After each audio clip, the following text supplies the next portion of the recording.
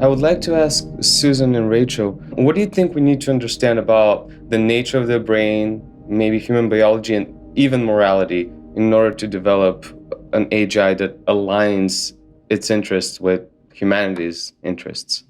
Yeah, that was kind of what I was getting at with my last question to Bernie here is that my personal opinion, and it's just an opinion until, like Bernie said, we have sufficient evidence, which is very hard to get, is that we just need to know how the software works.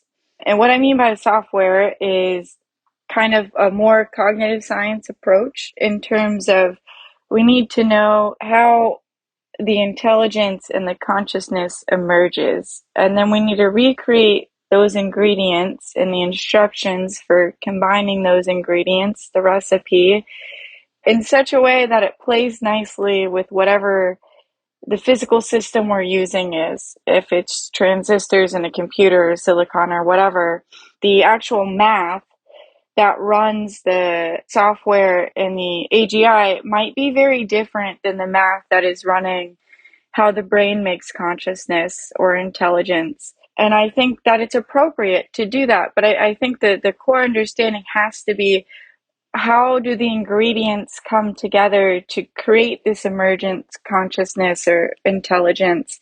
And on the morality question, which actually brings us full circle back to the beginning of our talk here, is I think that I think I might disagree a little bit with something that was said earlier. That I think AGI should be and will be embedded in this kind of social contract or this trust contract, and that we want it to be embedded in that contract because that's kind of what keeps us all aligned in some sort of value or shared ethics, right? So we agree, all like everyone kind of agrees that if you ask someone for a cup of coffee on their way to get that cup of coffee, they don't like murder someone standing in line because it would make them get the coffee quicker, right? Like we all agree that that's not a great thing to do, and we don't do that because that's part of our social contract is to engage with people nicely and create the kind of living space we want to have.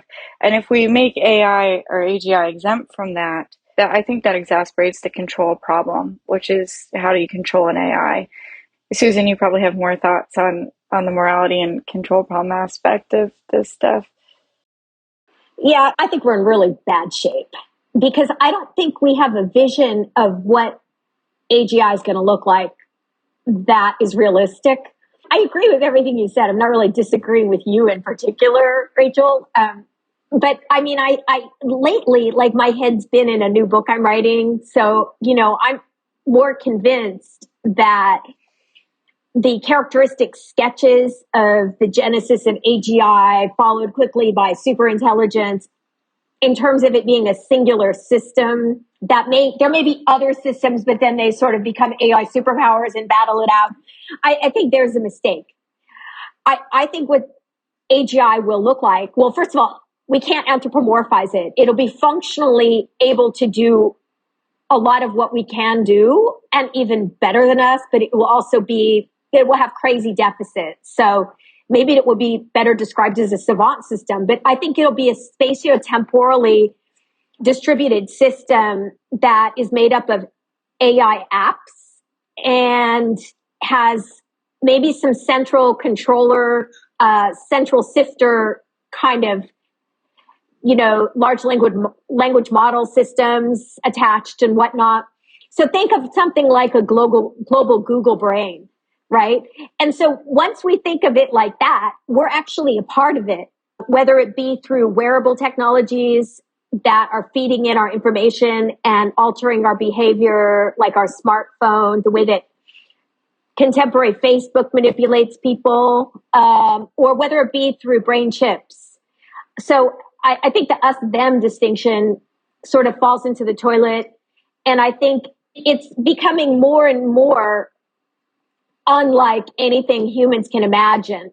And so AI control becomes absolutely imperative to control our use of these online technologies and think of the online technologies in terms of the possible use for AGI.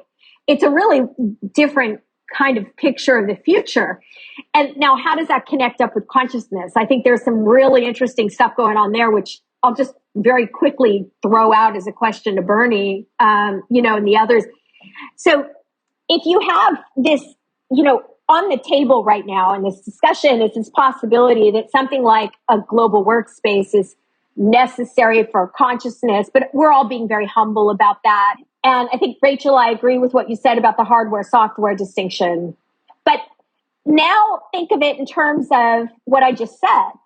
How do we even apply that to these kinds of systems when they don't even have the temporal interconnectivity? Like, how do you get temporal interconnectivity between here and the moon, say the AGI system? It takes 1.5 seconds for a signal at the speed of light to get to the moon, right? So as intelligence evolves, as it becomes interplanetary, why even think that we'll have a global workspace where it all comes together? Because from a spatiotemporal standpoint, you can't operate in real time with that kind of a centralized system.